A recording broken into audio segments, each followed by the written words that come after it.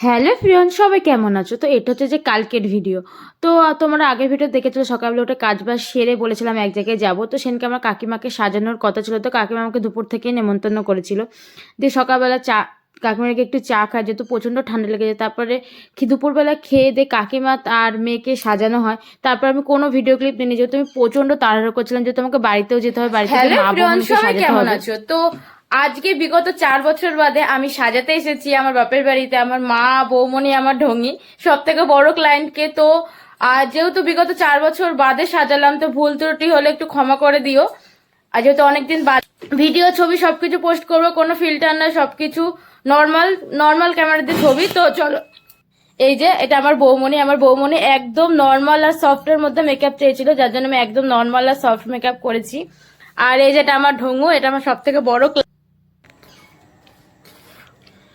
আর জানো তো, তারপরে গিয়ে পাস্তা মা বানিয়েছিল, আর তারপরে খেয়েছিলাম আলু কাবরি।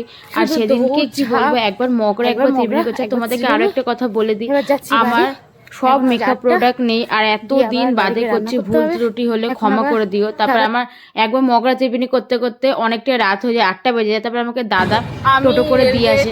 আর দেখো, আমি রেলগেটে যাবো, গেট করবো না, এটা হতেই পারে না। তোমরা ভিড়টা শুধু দেখো।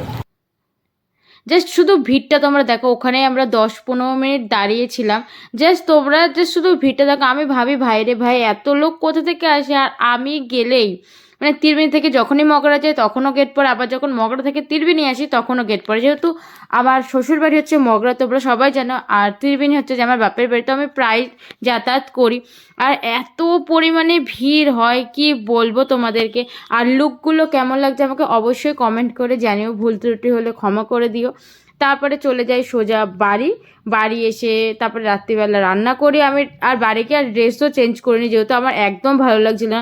ঘাড় পিঠ পা যন্ত্রণায় ফেটে যাচ্ছিলো, যেহেতু বিগত 3 বছর বাদে আবার সাজাচ্ছি। দেখো, দুপুরবেলা খেয়েছে সেই বাসনগুলোও পর্যন্ত ওরকমভাবে এঁটো হয়ে পড়েছে, তো আমার আর ভালো লাগছিল না, যার জন্য আমি ধুইনি। আর তারপরে দেখলাম যে দুপুরবেলা তরকারি ছিল, তার জন্য শুধু ভাত আর আলু ভাজা করেছিলাম।